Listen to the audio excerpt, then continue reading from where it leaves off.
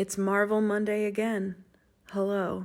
Today, we are talking about Captain America, the Winter Soldier. So, this is another movie I have never seen. I was going into it knowing absolutely nothing about it, except that I was watching this movie for the first time at kind of a strange point in Marvel history because basically I watched this the Monday of the same week that the Falcon and Winter Soldier TV show premiered.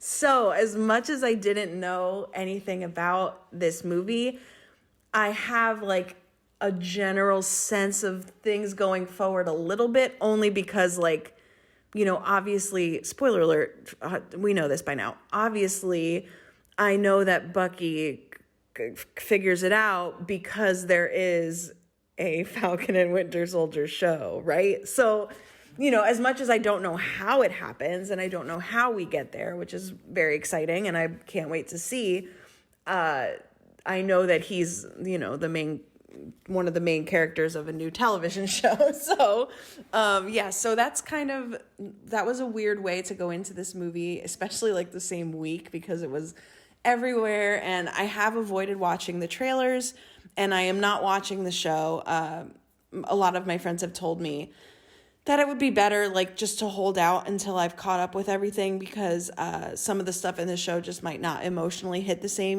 kind of. So I'm holding off on watching the show probably until it's all finished and I've caught up. I'm thinking I'm just going to wait until I've caught up.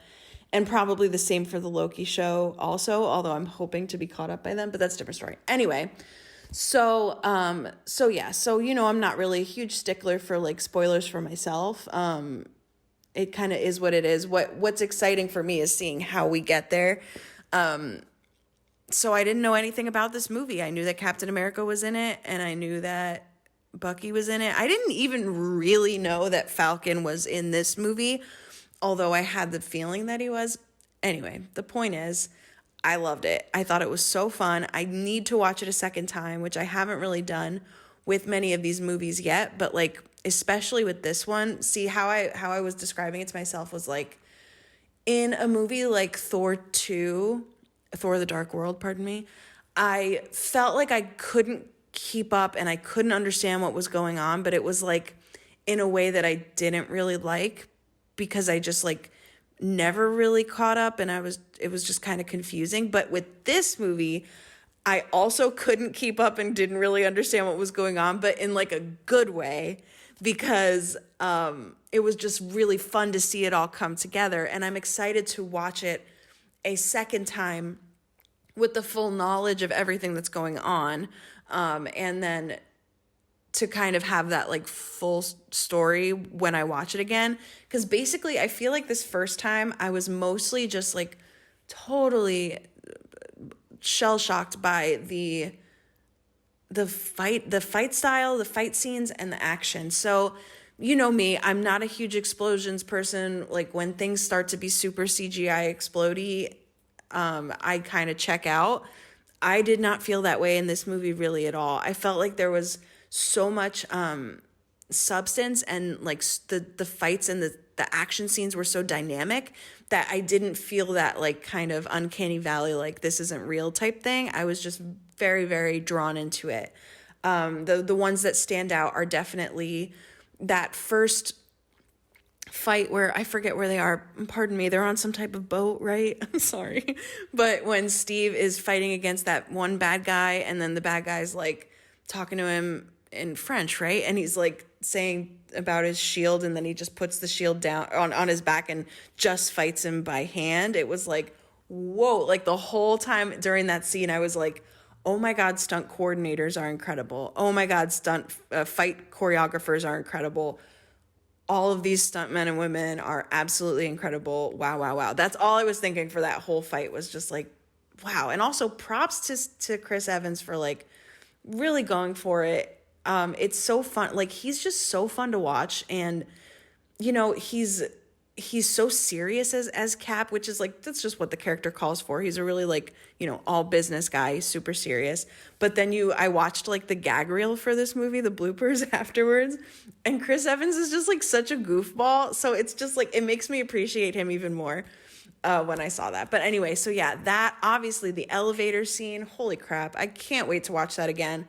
That was totally wild. I did not know that was going to happen. I had never heard of that scene before. So that was like, oh, wow. Like that blew me away. And then the car chase with Nick Fury, where all of a sudden the cops start turning on him, that whole thing. Wow, that was super intense. Just everyone involved, props. They're not watching, but you know what I mean. So yeah. And so the other thing was like, I felt like because of seeing the Avengers so recently and we were kind of questioning Nick Fury's intentions in that movie, a little bit. There was like that little bit of what is he up to? When the people started turning on him, I was like, wait, is Nick bad? Like I didn't really understand what was going on. It took me a minute. But yeah, so that was great to see all that unfold. I knew he wasn't really dead because I've seen other movies that are after this and he's in them. So I knew he wasn't really dead, but I'm excited to see. So that wasn't really a surprise to me at the end when he was like faking his own death and all that. But I'm surprised to see how that all comes out. I'm surprised to see where he goes next now that he's like not really with S.H.I.E.L.D. anymore. I'm kind of wondering, like, is that the end of S.H.I.E.L.D.? Which I know you guys could probably answer that question. Feel free to not answer it because I'm excited to just see it happen. Because obviously S.H.I.E.L.D. becomes S.W.O.R.D., right? Because I watched WandaVision. Okay, anyway. So that was really cool. The whole Bucky thing was so intense. Because I knew the Winter Soldier was Bucky, but I knew like right away, wow, the first time that Steve sees him without the mask is really going to be an intense moment. And it so was, like, it hit so well. It was so like sad. I feel like Steve, Captain America, like just cannot get a break from just constant emotional turmoil, but like, I don't know. And I love the character of Falcon. Anthony Mackie's another person who's just like so funny. I've seen him in a lot of interviews and he's so fun to watch. And I love the way that he and the character of Steve, the two of them connected because of their experiences as soldiers. And I love how he's just like ride or die for Captain America, like right away. That was really cool. I love that. And you're going to notice that on these 2 pages, there is no pictures of Black Widow. That is because you'll see in my flip through, I did a really cool collage of her that I'm really excited to share. So you'll see that. I thought her character in this movie was great. You know how I've been talking about her. I'm just so intrigued. I want to know more. I want to know who she is, where she comes from, how she became the person that she is. I do kind of ship her and Steve, but like moving on.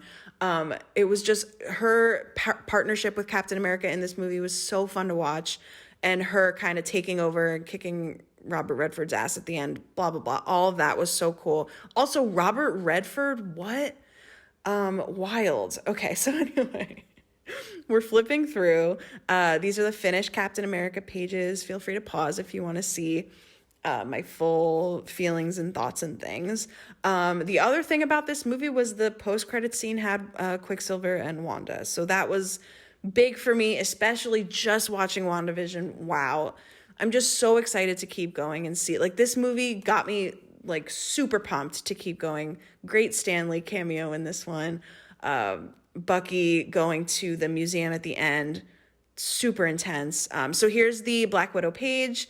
I used that quote, "I'm sorry, did I step on your moment?" because it was just too good not to use. I put a little bit of like Russian architecture behind her, kind of signifying that that's like in her past, you know? And there's a little bit of New York in there as well, because I like to use that in all the Avengers collages, because I feel like that's really sticking with them all now.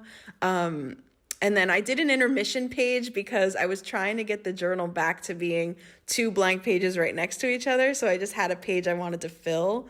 So I did the little intermission, which I think turned out really good with Tony and the Iron Man suit. So that is it. Really excited to keep going. Next week is Guardians of the Galaxy. Oof, I'll see you then.